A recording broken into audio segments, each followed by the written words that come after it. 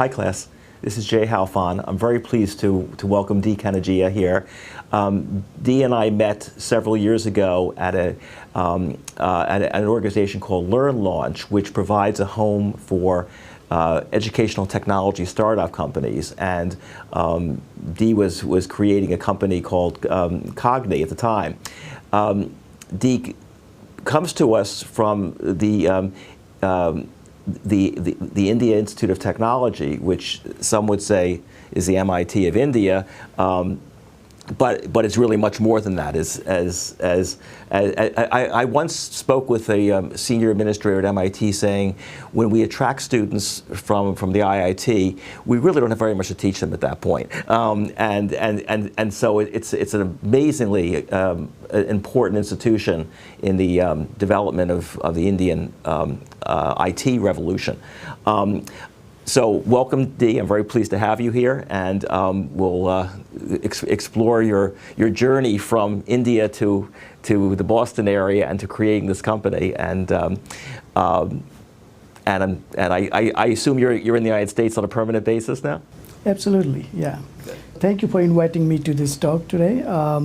So as you mentioned, my journey begins from a small town in India.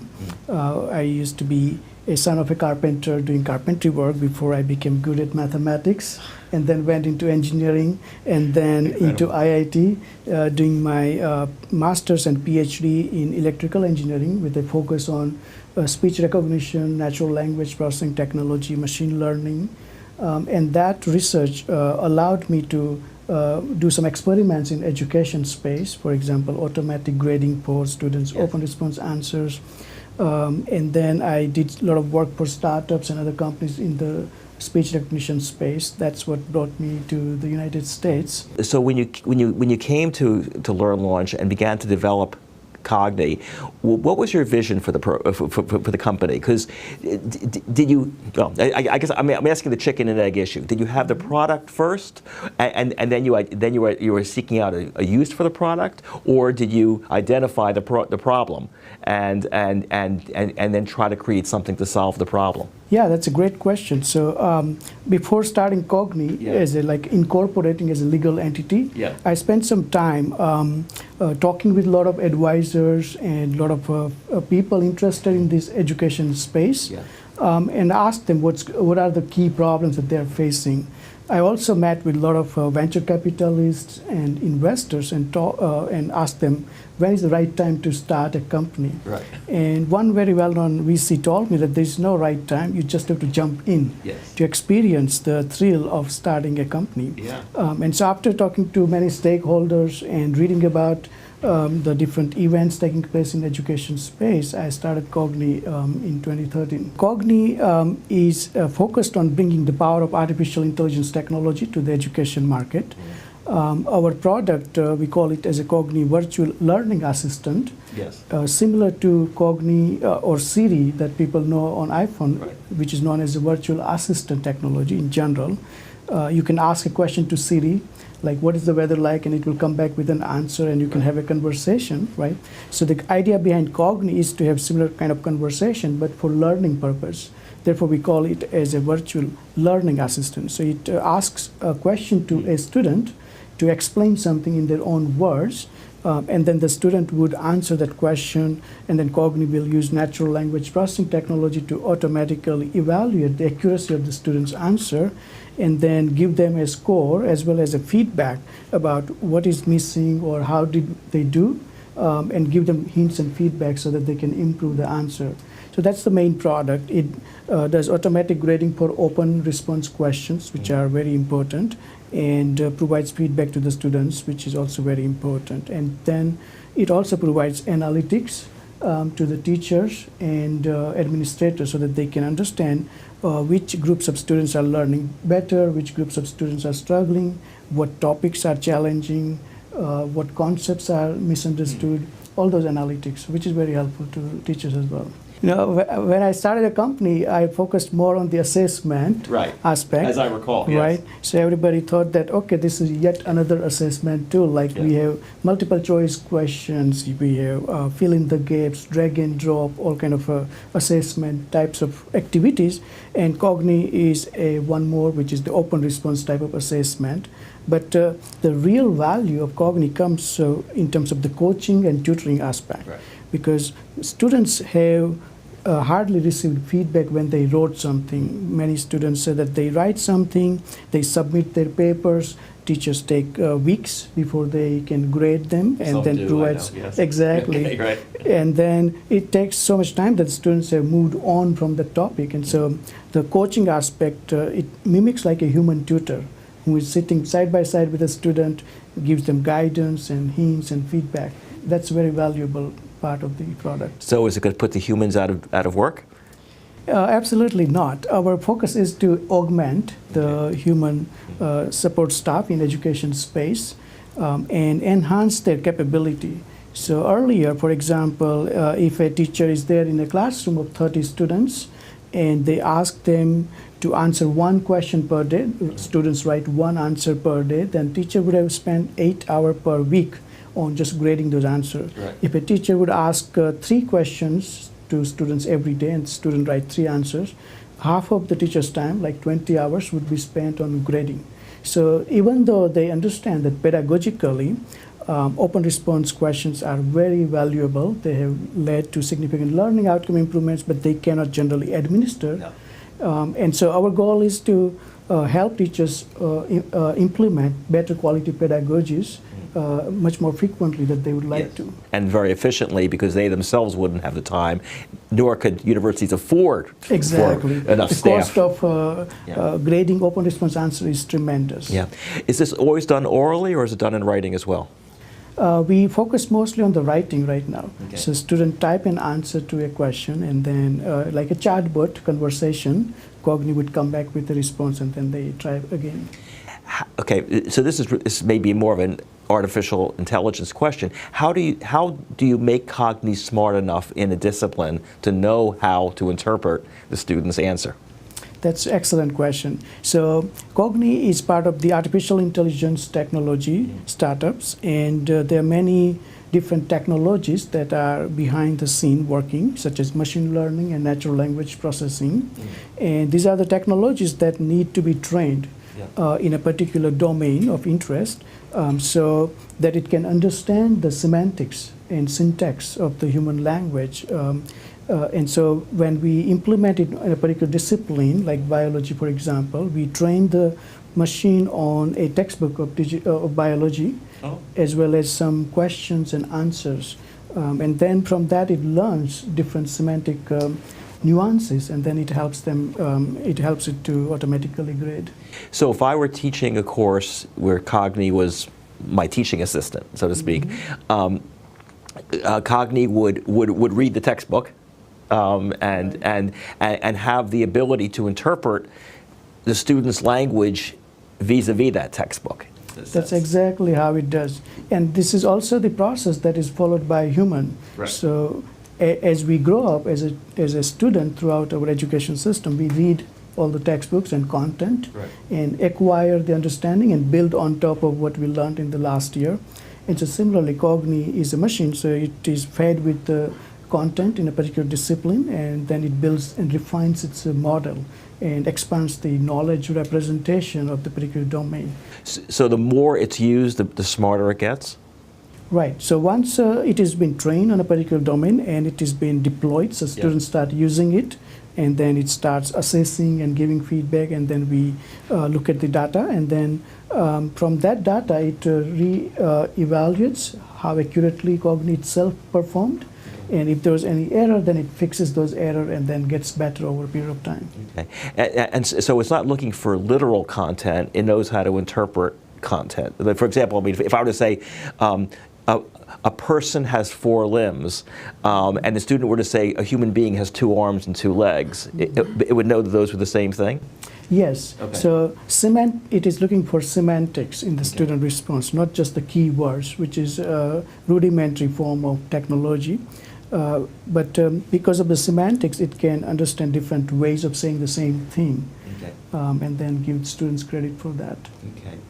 Yeah, I think there's a lot of developments taking place in higher education institutions these days, particularly the movement towards the online space. But the main problem is the engagement. There is not that much of an engagement between student and a faculty in online space. So when we go to the higher education institutions, we tell them about key problems that they are facing. First of all, many institutions are facing problems in enrollment, retention, remediation, engagement, getting students placed in the workplace and trained. So all of those problems emanate from lack of better wording in terms of the knowledge retention that the students could have during the class. And so we try to articulate the value proposition in that space, that we can improve students' learning outcomes, we can give analytics and productivity enhancements to the faculty members, and we can allow institutions to reduce the cost of delivering high-quality education. We have had many successful stories.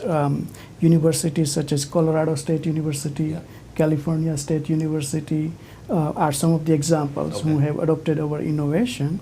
We had also worked with publishing companies in education space, and that helped us to get to some other universities as well, like Southern New Hampshire, Bunker Hill Community College, University of Massachusetts, Boston. And how has the response from students been? It seems, I'm just trying to envision the experience a student might have of, in a sense, offering a monologue. A student's talking to a machine, and it's not necessarily a natural act for most of us. So in some ways, not only does Cognii have to mature in the course, but the students have to mature in their receptivity, I would assume, to speaking this way, and being coached by a machine in a sense. Absolutely, yeah. I think when we ask students after they complete a course, what did they like about Cognii? They share similar kind of feedback. Like this, the best thing was that it was able to give them instant feedback and guidance and coaching, because they are not used to that. Right? As I mentioned, they would write very less frequently in a teacher-driven class, but nowadays they can write more and get instant feedback. And so that is the number one good thing about Cognii. We also collected feedback and analytics about student satisfaction with the Cognii product. And we found that 95% of the students said that they were highly satisfied with the product itself, and that it contributed towards learning better than they would have learned in a classroom. Okay, because the religion in higher education is that small is better. That we want to have small classes. There's a 19th century image of a professor sitting at one end of a log and the student at the other end of the log, and they're having a this kind of elder to learner kind of discussion, and that's very expensive, and that was designed for a few gentlemen basically to be able to pursue, not for mass higher education.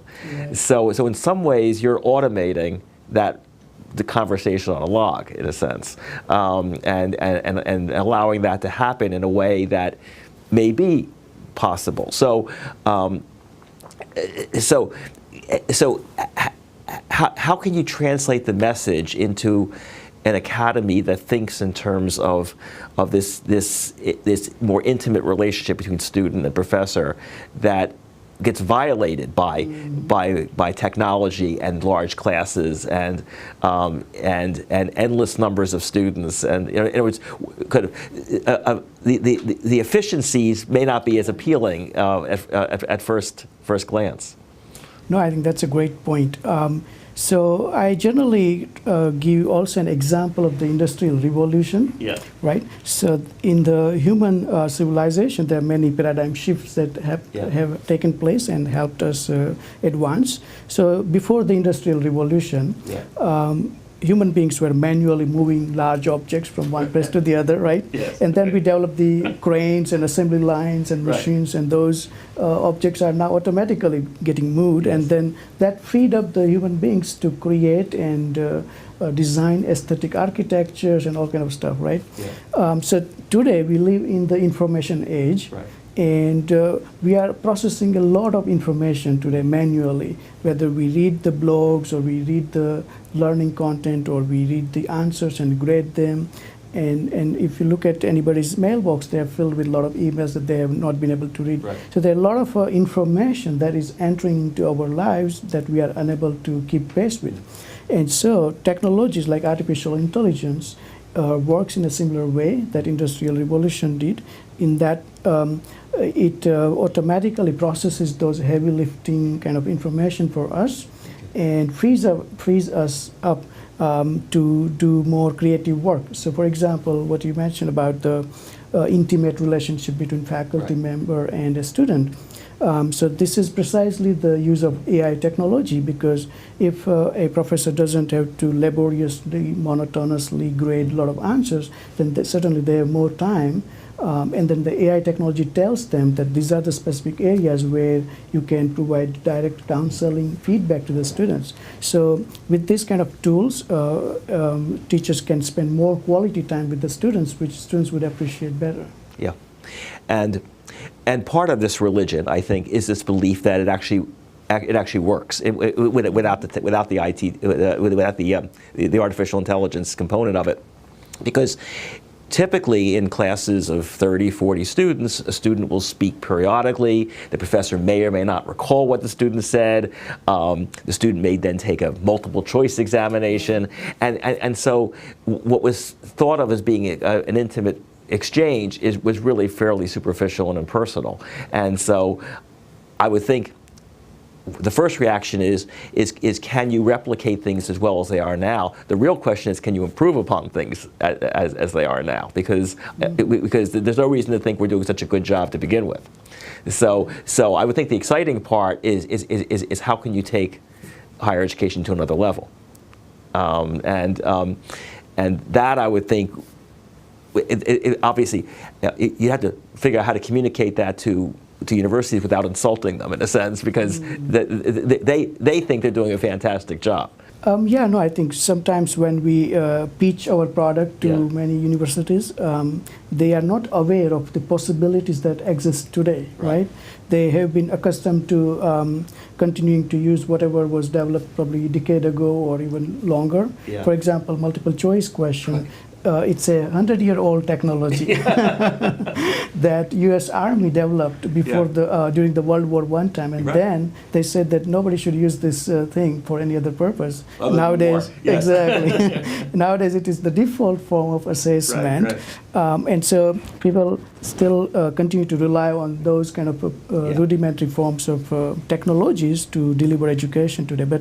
But some are innovating and looking forward to adopting cutting-edge or leading-edge technologies into their classrooms, or helping their organizations compete more aggressively in this marketplace, because marketplace is also going to dictate how different organizations grow and proceed forward.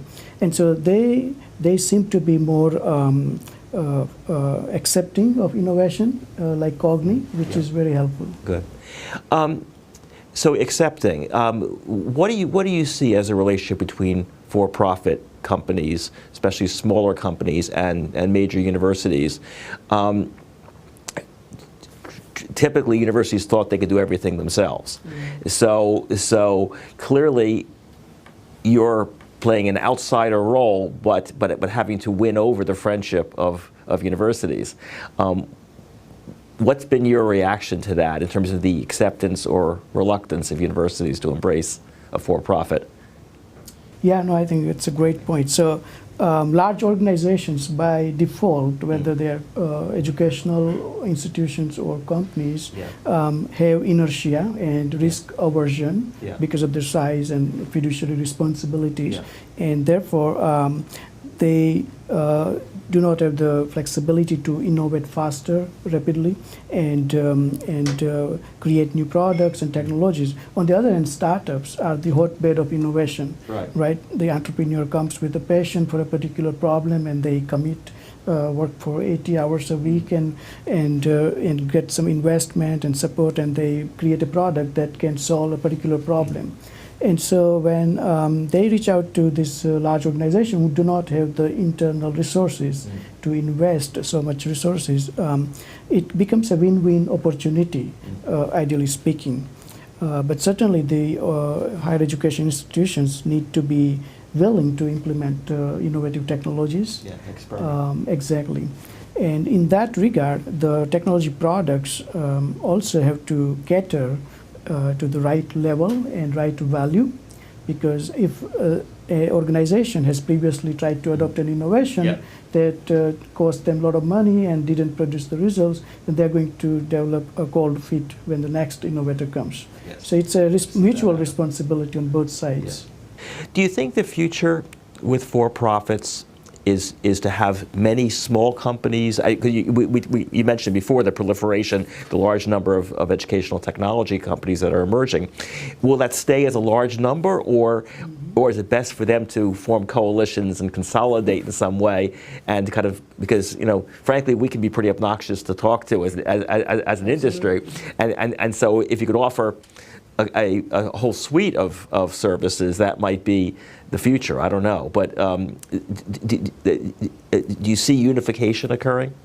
Certainly. I think the EdTech industry in itself is a little bit newer compared to other industries like e-commerce or web products and mobile products. And in all those other industries, there has been consolidation that takes place at regular intervals. So I believe in education technology space also there will be consolidation. So you have learning management system products, there are like 400 or so today. So of course it makes so much difficult for the customer to choose the right one. And then there are a lot of learning content producers from public publishing companies and other places. And then there are analytics and assessment and other kind of supplementary content providers. So there is definitely an opportunity that will arise for consolidation. Yeah, I especially would imagine the publishing companies seeing a value to having their textbooks come alive, so to speak. Right, exactly. That's and they're the ones probably with the brand name as well as the need to modernize, because the printed textbook is quickly becoming obsolete, and so I would think a company like yours provides a great way of sort of animating the textbook. That's exactly how I put it. Our goal is to liven up the otherwise static content that is there. But also publishing companies are facing or going to face competition from technology companies that otherwise used not to be in education space much, but nowadays Google, Apple, Amazon, all these technology companies are also offering their hardware platforms like Chrome or iPads or other kind of platforms to the education institutions, and so there's going to be interesting play. Okay, so my almost last question, but because I want to get into, I want to get from sort of description and the realities of what you're doing to a little bit of fantasy. If you were to look 15 years from now, let's start with maybe what's going to happen in educational technology broadly, and how is it going to play a role in higher education? I'm very bullish about the technology's role in education, particularly because education has been a laggard in benefiting from the most advanced technologies so far. So it is inevitable, in my view, that artificial intelligence, virtual reality, gamification, personalized and adaptivity will play a key role going forward.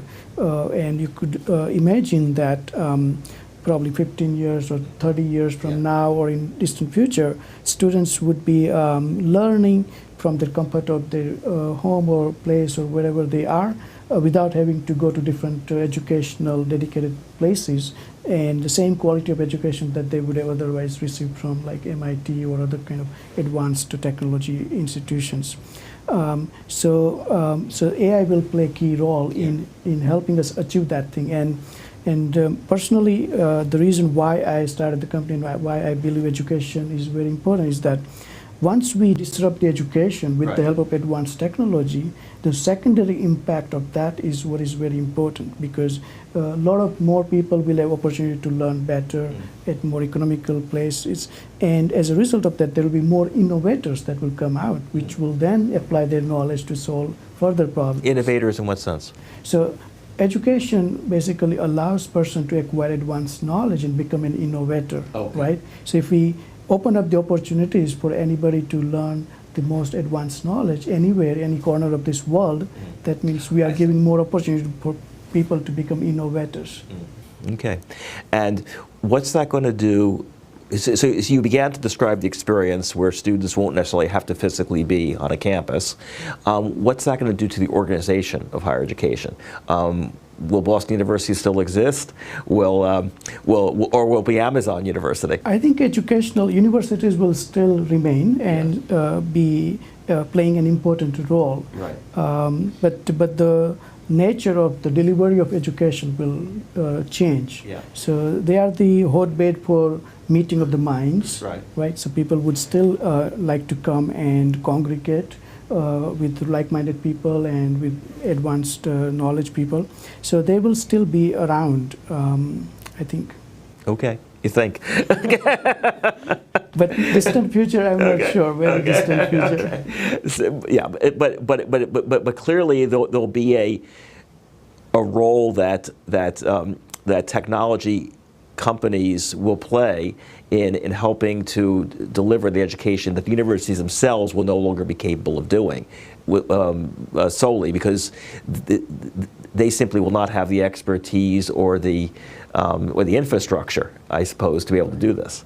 They would still be relevant for the research purposes. I certainly believe that, because if somebody wants to carry out advanced research in a very specific discipline, universities are the best places.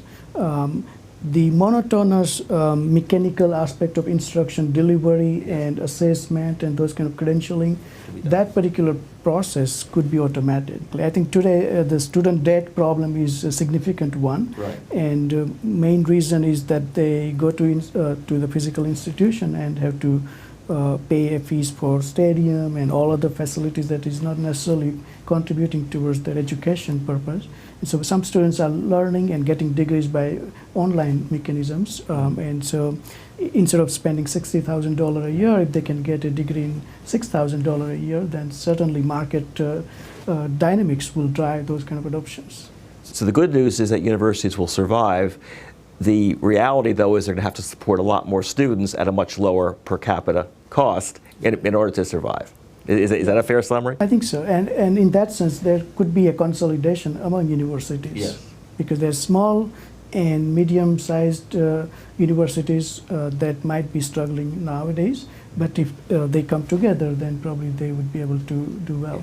And the ones that won't survive are the ones who don't talk to Cognii about their future. They have to remain on the cutting edge. Absolutely. Dee, any final thoughts you want to share? No, it's a great pleasure. I love being part of this education ecosystem and making my knowledge available to the students and faculty members at universities is a great pleasure. Thank you for inviting me. It's my pleasure having you here. Thanks very much, Dee.